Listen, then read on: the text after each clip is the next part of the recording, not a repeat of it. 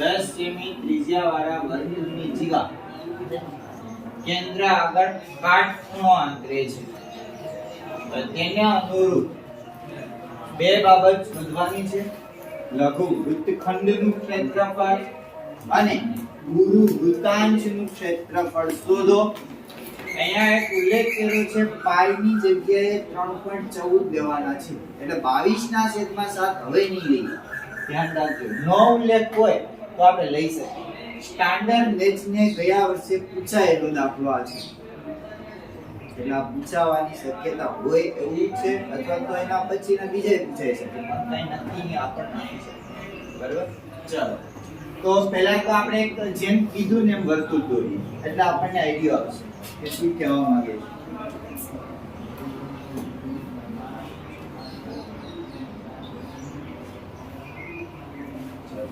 એક વર્તુળ છે, 10 સેમી ત્રિજ્યાવાળા વર્તુળની જીવા કેન્દ્ર આગળ કાટખૂણો આંતરે છે. હવે જીવા છે પાછી, સમજો કે આ જીવા છે, આ કેન્દ્ર છે.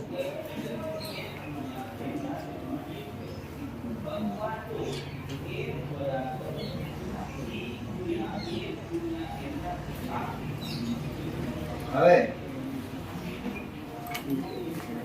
આ છે કેન્દ્ર છે, આ બની આખી જીવા આપેલ. ઓકે, નામ આપવા હોય તો આપી દઈએ આપણે O A અને B. સમજો કે આ AB છે શું છે? જીવા છે. આ OA અને OB છે શું છે? ત્રિજ્યા છે. શું છે? ત્રિજ્યા છે. હવે જોજો 10 સેમી ત્રિજ્યા છે, એનો મતલબ એવો કે આનો કેટલો માપ હોય? 10. આનો કેટલો હોય? 10. ઓકે, ત્રિજ્યા કહી દીધી. હવે જીવા કેન્દ્ર આગળ કેટલાનો ખૂણો આંતરે ને એ પણ કહી દીધું. અહીંયા કેટલાનો ખૂણો બને છે ભાઈ? થીટા કેટલાનો બનશે? 90. કાટખૂણો છે એટલે કે 90 નો બને છે. ચલો, તેને અનુરૂપ હવે આપણે શોધવાનું શું કીધું? પહેલું લઘુ વૃત્તખંડ.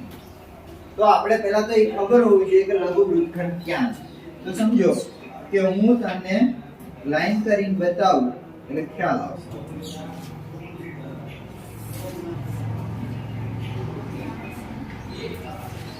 આ શું છે? શું છે આ? લઘુ વૃત્તખંડ. હવે પ્રશ્ન છે કે આપણે લઘુ વૃત્તખંડ શોધવો છે તો સૂત્ર શું આવે? તો કે લઘુ વૃત્તાંશનું ક્ષેત્રફળ એમાંથી આ ત્રિકોણનું ક્ષેત્રફળ શું કરવું પડશે? બાદ કરવું પડે. ક્લિયર? એટલે આપણને આ મળશે. તો આપણી પાસે શું હોવું જોઈએ? તો કે આપણી પાસે લઘુ વૃત્તાંશનું ક્ષેત્રફળ પણ હોવું જોઈએ અને ત્રિકોણનું ક્ષેત્રફળ પણ હોવું જોઈએ. જો આ બે મળે પછી બેનો બાદબાકી કરીએ ને પછી આપણને લઘુ વૃત્તખંડ મળે. રેડી? તો ડાયરેક્ટ તમે લઘુ વૃત્તખંડ નહીં શોધી શકો. એના પહેલા પહેલું શું શોધવું પડશે? લઘુ વૃત્તાંશનું ક્ષેત્રફળ. તો બસ સિમ્પલ છે, આપણે લઘુ વૃત્તાંશનું ક્ષેત્રફળ શોધીએ. ચાલો, તો અહીંયા સૂત્ર લગાડીએ લઘુ વૃત્તાંશનું ક્ષેત્રફળ બરાબર સૂત્ર શું છે ભાઈ? આપણે થીટા છેદમાં 360 ગુણ્યા પાઈ r નો સ્ક્વેર. હવે આપણી પાસે થીટા તો કહી દીધો છે, કેટલાનો છે ભાઈ? 90 નો છે. તો અહીંયા શું મૂકશું આપણે? 90 360 ગુણ્યા પાઈ ની કિંમત આપણે શું લેવાની કીધી? 3.14. એને ગુણ્યા r આપણી પાસે છે 10. પહેલા કામ મૂકી દીધા. હજી આપણે કઈ ઉડાડતા નથી. એનું કારણ છે કે હજી 3.14 છે, તો પોઈન્ટ ને આપણે દૂર કરવાનો છે. ચલો, તો આગળ પેલું બીજું સ્ટેપ 90/360. અહીંયા પોઈન્ટ દૂર થશે એટલે 314 થશે, પણ પોઈન્ટ પછી કેટલી રકમ છે? એટલે છેદમાં કેટલા આવશે? 100 આવશે. કેટલા આવશે? 100. એને ગુણ્યા 10, એને ગુણ્યા 10. હવે આસાનીથી આપણે ઉડાડવાનું છે. સિમ્પલ છે. પહેલા તો 0 0 દેખાય એ બધીને ઉડાડી દઈએ. તો અહીંયા 1 0 1 0 ગયા, અહીંયાથી પણ આ ગયા છે. સમજો ખાસ અહીંયાથી પણ આ ગયા છે હવે આપણી પાસે જે રકમ બે છે એમાંથી ઉડી તો 9 ચોક 36 હવે આ બંને ઉડશે જો એમ ન ખબર પડે ઉડતા અથવા તમને ભાગાકાર ન કરવો હોય તો તમે આના અડધા અડધા કરી શકો અથવા તો આપણે આવી રીતે ભાગાકાર કરી શકીએ 4 સત્તા 28 થાય કેટલા બચે 3 4 સત્તા 7 ચોકી થાય 7 પંચા 35 વધી જાય ને અલા સોરી 4 સત્તા 28 4 અઠા કેટલા થાય 32 તો અહીંયા આવશે 4 અઠા 32 કેટલા બચે 2 ભાગના હાલે તો હું મૂકવું પડશે પોઈન્ટ અહીંયા શું મૂકશું 0 4 પંચા કેટલા થઈ જશે 20 કેટલા આવી ગયા શું આવ્યો આપણને 78.5 હવે કદાચ તમારે એવું છે કે એમ નથી કરવું પહેલા તો આ બેના અડધા અડધા થાય તો પહેલા અડધા કરના કેમ કે અહીં 4 છે પાછળ ને અહીં 4 છે 2 408 જો 0 2 408 હોય એકમનો ચાવી છે ને આપણે બે ની ચાવી છે કે 2 4 છે 2 408 0 હોય છેલ્લો તો એના અડધા થઈ શકે એટલે બે વડે ભાગી શકાય તો આને બે વડે ભાગી શકાય બેયને તો આ 2 દુ 4 થઈ જાય એટલે આના 2 થઈ જાય કે ન થઈ જાય આના અડધા કેટલા થઈ જાય 2 થઈ જાય આના અડધા કેટલા થાય તો કે 300 ના અડધા પેલા 150 થાય કે નહીં અને 14 ના અડધા 7 7 થાય કે નહીં તો 150 માં 7 નાખી દો તો કેટલા થઈ જાય 157 થાય કે નહીં તો પછી આયા કેટલા આવે 157 હવે સમજો આ મેં હું કરવા કર્યો હવે અડધા નથી થતા તો હવે તમે નાની રકમ થઈ ગઈ એટલે તમે ભાગાકાર બે વડે આસાનીથી કરી શકો જો કોઈને એવી રીતે કરવું હોય તો એટલે બે રીતે કરો 2 સત્તા 14 કેટલા બચે 1 ઉપરથી ઉતારશું 7 2 અઠા કેટલા થઈ ગયા 16 કેટલા થઈ ગયા 16 કેટલા વધે 1 અહીંયા 0 મૂકશો અહીંયા પોઈન્ટ મૂકશું 2 પંચા કેટલા થઈ ગયા તો જવાબ તો ઈ જ આવશે ને સેમ કોઈ ફેર નહીં પડે પણ તમે ડાયરેક્ટ જો આના 4 વડે તમને કરવું હોય તો ઠીક છે અને અડધા કરીને કામ કરવું હોય તો ઠીક છે તમારી ઈચ્છા બરોબર એટલે બે રીતે કર્યું છે ચલો તો જવાબ શું આવશે ભાઈ આપણી પાસે તો કે 78.5 આવે છે તો અહીંયા લખશું 78.5 હવે આ શું છે વૃત્તાંશ લઘુ વૃત્તાંશની ક્ષેત્રફળ છે એટલે આને જવાબમાં શું લખશું સેમીનો સ્ક્વેર ચાલો આપણી પાસે એક ને આપણે પેક કરી દીધું ચલો હવે બીજું હજી આપણે જરૂર છે કોની ત્રિકોણની ક્ષેત્રફળ હવે સમજો કે ત્રિકોણમાં ઉલ્લેખ કરી દીધો ખૂણો એક કયો છે કેવો છે ખૂણો કાટખૂણો છે ને કાટખૂણો હોય તો પછી ત્રિકોણ કયો બને કાટકોણ ત્રિકોણ જ બને અને મેં કાટકોણ ત્રિકોણનું સૂત્ર તમને લખાવેલ છે ત્રિકોણ ઓકે તો એ સૂત્રનો ઉપયોગ કરવાનો છે તો અહીંયા લખશું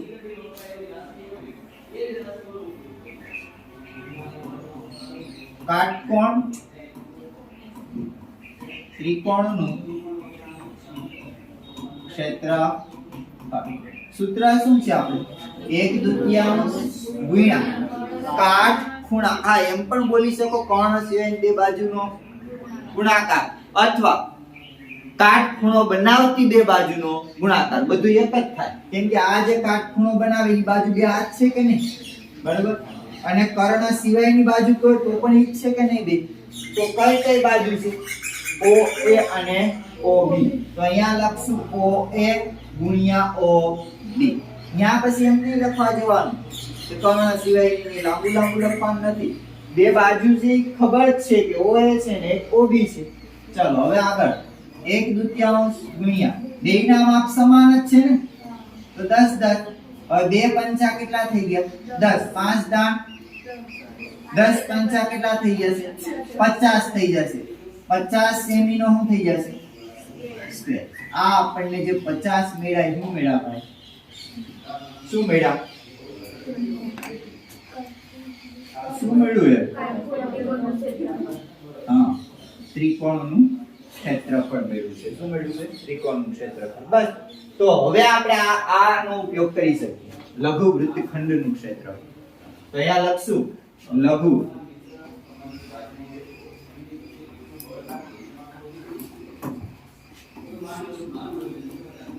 લઘુ વૃત્તખંડનું ક્ષેત્રફળ.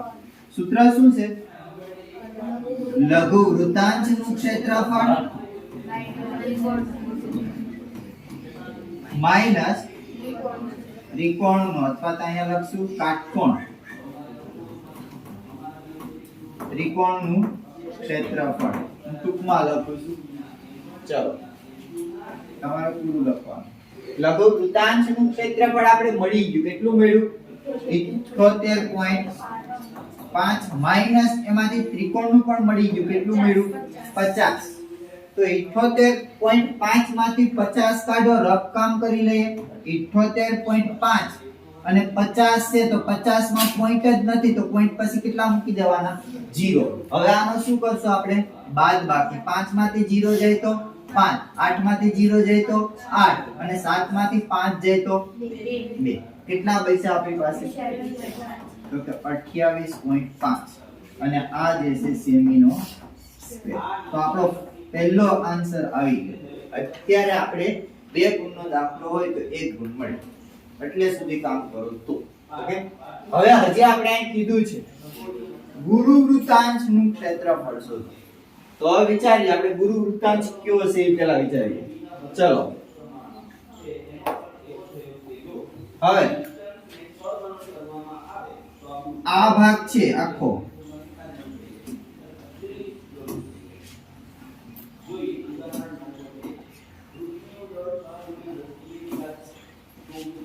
આ ભાગ શું છે? આ શું છે? લઘુ વૃત્તાંશ. હવે આપણે શોધવાનું શું છે? ગુરુ વૃત્તાંશ. તો પહેલા તો ગુરુ વૃત્તાંશના ક્ષેત્રફળનું સૂત્ર શું છે? વર્તુળનું ક્ષેત્રફળ એમાંથી માઈનસ કોને કરવાના છે? લઘુ વૃત્તાંશ કાઢી નાખવા, રંગીન ભાગ બધોય કાઢો ત્યારે તમને આ ભાગ મળે અને તે છે આપણો ગુરુ વૃત્તાંશ. તો હવે આપણી પાસે લઘુ વૃત્તાંશનું ક્ષેત્રફળ તો ગોતી લીધું હતું ને આગળ. કેટલું છે? 78.5. એટલે એનું હવે કરવાની જરૂર નથી. પણ હજી આપણે એક નવીન આવ્યું, વર્તુળનું ક્ષેત્રફળમાંથી બાદ કરવાનું છે નહીં. તો આપણી પાસે અત્યારે આમાં ક્યાં વર્તુળનું ક્ષેત્રફળ છે? નથી. તો આપણે શોધવું શું પડશે? વર્તુળનું ક્ષેત્રફળ. તો અહીંયા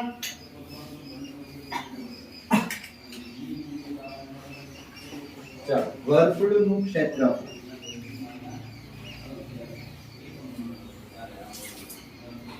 અહીંયા લખું છું.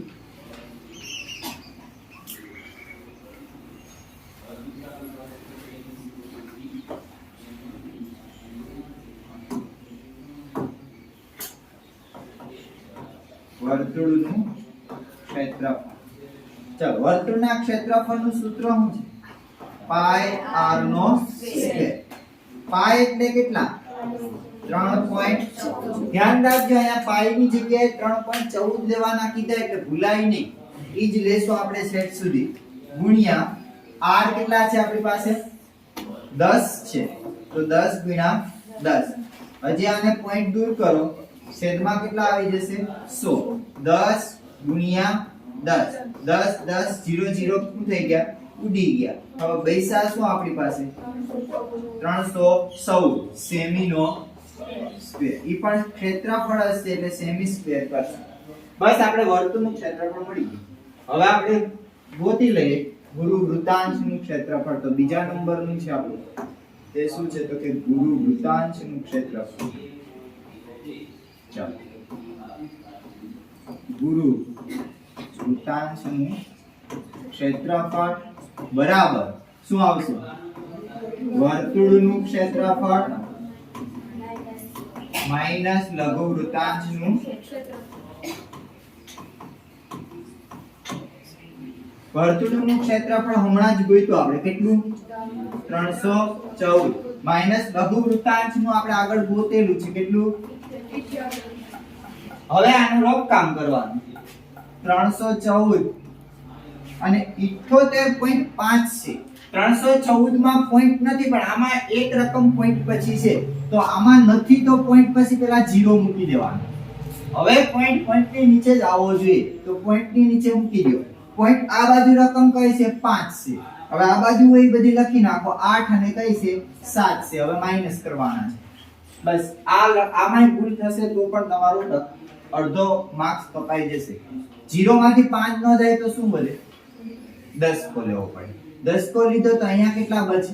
3 બચે. અહીંયા કેટલા બચે ભાઈ? 5 બચે. 3 માંથી 8 ન જાય તો પાછું શું લેવું પડે આપણે? 10 કો લેવો પડે. અહીંયા કઈ હવે નથી તો 0 થઈ ગયા. 13 માંથી કેટલા જશે? 8. એટલે અહીંયા કેટલા બચે? 5 બચે. અહીંયા 0 આવ્યા તો હજી પણ 10 કો લેવો પડશે. અહીંયા કેટલા બચશે? 2. 10 માંથી 7 કાઢી નાખો તો કેટલા બચે? 3 બચે. કેટલા બચે? 3. અને અહીંયા 2 ના 2. તો આપણી પાસે કેટલા બચે ભાઈ? 235.5. કેટલા બચશે? 235.5. જોઈ લેજો બરોબર. ચલો 235.5 સેમી સ્ક્વેર. શું આવશે?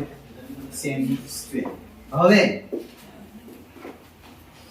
આમાં ડાયરેક્ટ કરવા જતા નહીં. આ બાદબાકી કે કઈ કેમ કે આમાં જો આપણે 10 કેટલી વખત લેવા પડ્યા કેમ મૂક્યું એ અહીંયા ડાયરેક્ટ કરશો તો ક્યાંક ને ક્યાંક ભૂલ થઈ જશે ભાઈ. એટલે ધ્યાન રાખજો.